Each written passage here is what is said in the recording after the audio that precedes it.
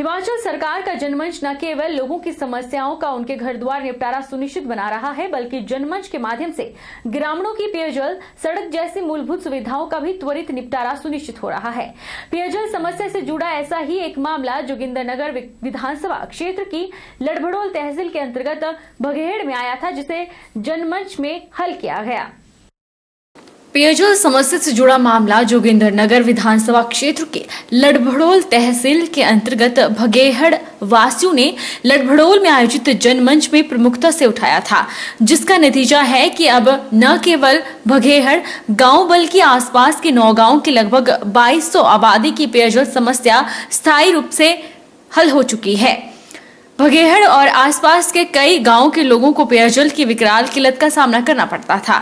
गर्मी के मौसम में यह समस्या कई गुना बढ़ जाती थी और यहाँ के बाशिंदे बूंद बूंद के लिए तरस जाते थे। गांव में पेयजल सप्लाई के लिए लगभग 7000 लीटर का एक पुराना टैंक था, जो न केवल नाकाफी था बल्कि इससे एक समय की समुचित पेयजल आपूर्ति भी सुनिश्चित नहीं हो पा रही थी। फिर इस मामले को स्थानीय ग्रामीणों ने जुलाई 2019 में लड़भड़ोल में आयोजित जनमंच में प्रमुखता से उठाया। जनमंच में मौजूद जल शक्ति मंत्री महेंद्र सिंह ठाकुर ने संबंधित विभागीय अधिकारियों को समयबद्ध समस्या के स्थायी समाधान के मौके पर निर्देश दिए और आज लोगों की पेयजल की समस्या हल हो गई है। ज्वालामुखी नगर परिषद के नवनिर्वाचित प्रधान धर्मेंद्र शर्मा और उप प्रधान शिव गोस्वामी को एसडीएम ज्वालामुखी अंकुश शर्मा ने पद एवं गोपनीयता की शपथ दिलाई। इस मौके पर पूर्व विधायक संजय रत्न विशेष रूप से मौजूद रहे। उपमंडलाधिकारी ज्वालामुखी अंकुश शर्मा ने बताया कि नगर परिषद नवनिर्वाचित प्रधान उप प्रधान की शपथ दिलाई गई और बाकी सभी पार्षदों को पहले शपथ दिलवाई जा चुकी है। जो भी शहर में सौंदर्य करने के लिए हमें करना पड़ेगा, हम करेंगे। जो सौंदर्यकरण के लिए योजनाएं जो पिछले समय में हमारे कांग्रेस टाइम में संजय रत्न की बदौलत यहाँ पे आई है, जो ये रुकी हुई थी, उन सभी परियोजनाओं को हम चलाएंगे और इस शहर की जनता को हम अपना विश्वास दिलाते हैं कि उन्होंने जो हमें आशीर्वाद दिया है उनके लिए हम हमेशा कृतज्ञनिष्ठ रहेंगे और अच्छे से अच्छा करने का प्रयास करेंगे।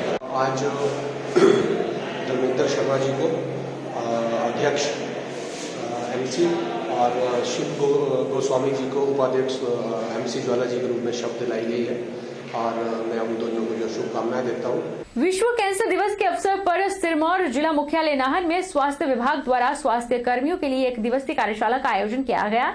इस कार्यशाला में स्वास्थ्य कर्मचारियों को कैंसर इलाज से जुड़ी महत्वपूर्ण जानकारियां दी गई।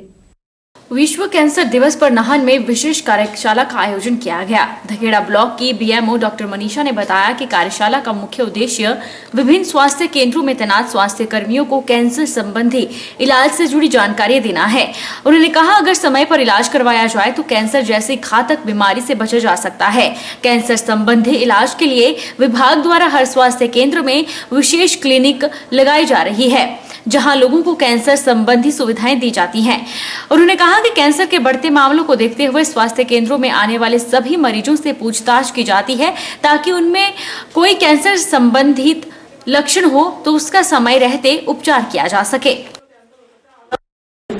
आज 4 फरवरी को वर्ल्ड कैंसर डे मनाया जाता है और इसमें हम अपने वर्कर्स को, अपने डॉक्टर्स को, सारे फील्ड स्टाफ को मेन कैंसर जो हमारे अर्ली डायग्नोसिस जिन कैंसर्स का होना चाहिए, जैसे कि breast cancer, cervical cancer, oral cancers के बारे में पूरी तरीके से जानकारी देते हैं। इन कैंसर्स को अगर हम अर्ली डायग्नोस करते हैं, इनका अर्ली डायग्नोसिस बहुत ही ज्यादा इंपॉर्टेंट होता है, तो क्योंकि फिर बंदे की लाइफ बचा सकते हैं। अगर बंदा अच्छे से ब्रेस्ट कैंसर बहुत जल्दी से डायग्नोज हो जाए तो काफी अच्छा रहता है और बंदे को हम अच्छे से ट्रीटमेंट टाइम पे शुरू कर सकते हैं। आजकल ये जो कैंसर है ये फुली ट्रीटेबल है, काफी हद तक बंदे उनकी लाइफ की लॉन्गेविटी बढ़ जाती है अगर हम टाइम पे कैंसर को डिटेक्ट कर सकते हैं। प्रदूषण बोर्ड के सदस्य सचिव डॉक्टर निपुण जिंदल ने बुधवार को बद्दी के केंदुवाल स्थित सीईटीपी और धबोटा स्थित सॉलिड वेस्ट मैनेजमेंट का निरीक्षण किया। यहां पर हो रहे ट्रीटमेंट कार्य पर उन्होंने संतोष जाहिर किया। उन्होंने कहा कि बीबीएन में प्रदूषण का स्तर सही रखना अकेले प्रदूषण बोर्ड के बस में नहीं है, इसके लिए अन्य विभागों को भी आगे आना होगा।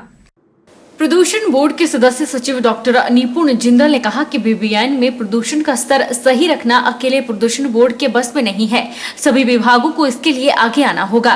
बीबीएन में कई उद्योगों की एनओसी पिछले कई समय से लंबित होने पर उन्होंने कहा कि इस मामले की जांच की जाएगी कि किस अधिकारी के स्तर पर एनओसी रुकी हुई है और किन औपचारिकताओं की कमी से एनओसी नहीं जारी हो पाई है।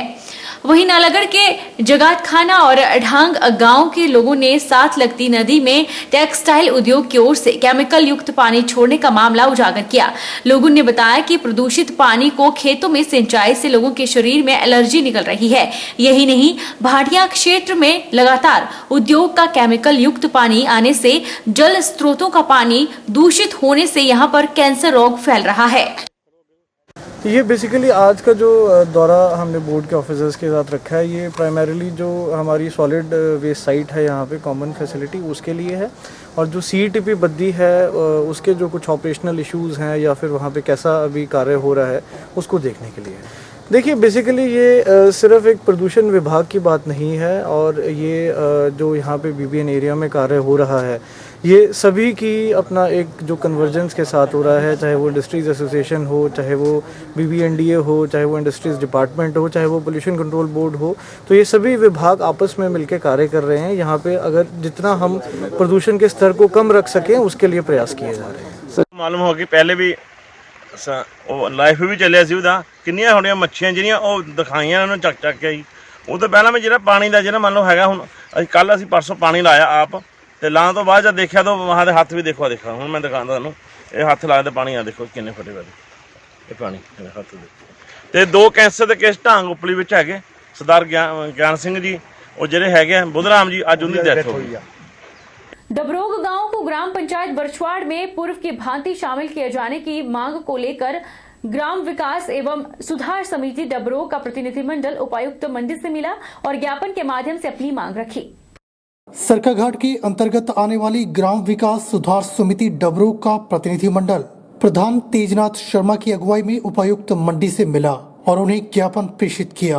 ज्ञापन के माध्यम से प्रतिनिधि मंडल ने उनके गांव को सरकाघाट नगर परिषद क्षेत्र से अलग कर पूर्व की भांति ग्राम पंचायत बरछवाड़ में शामिल किए जाने की मांग की।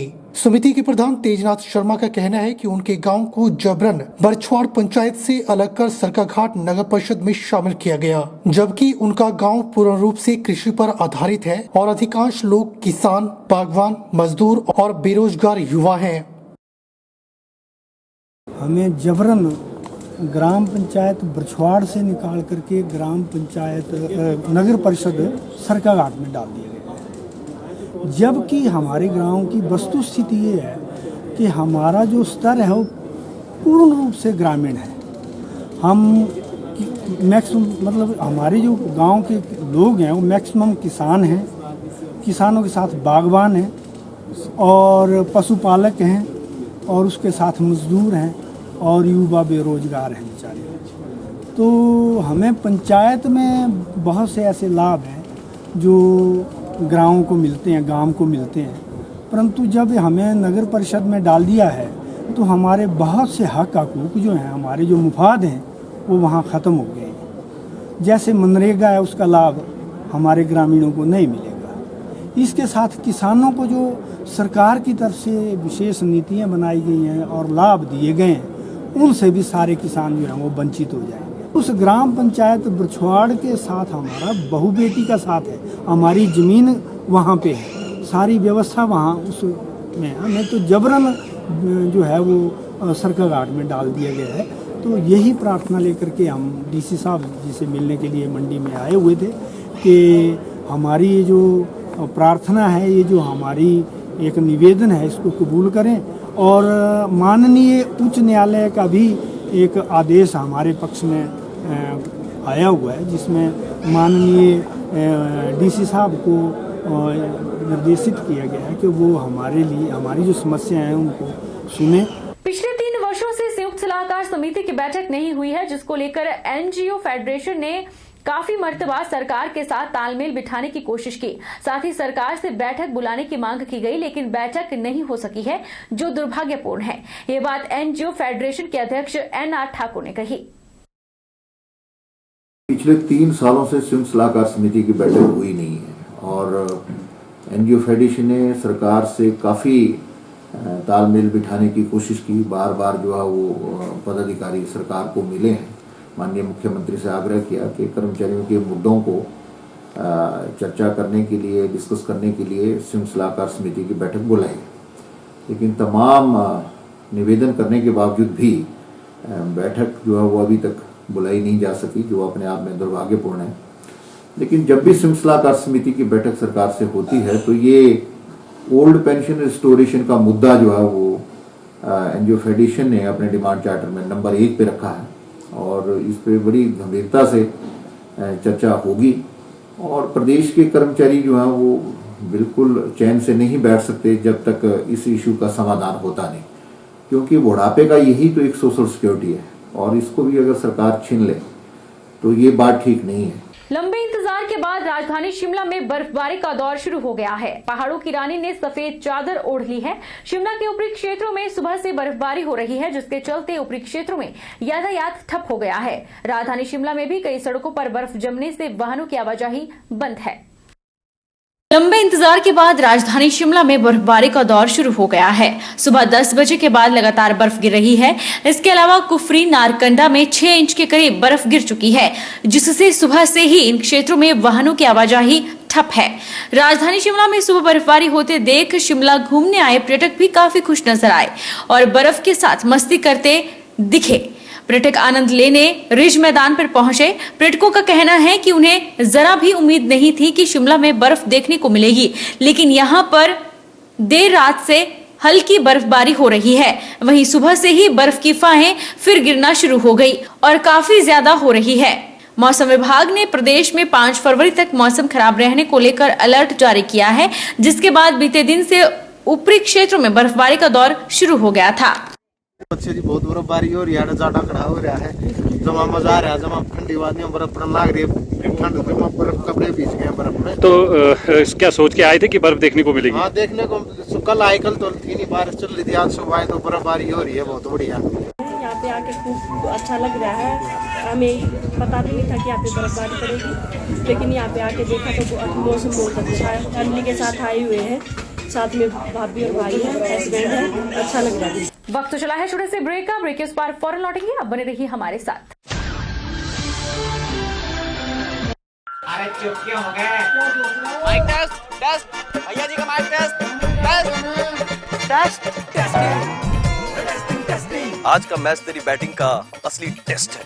Test, testing, test, test,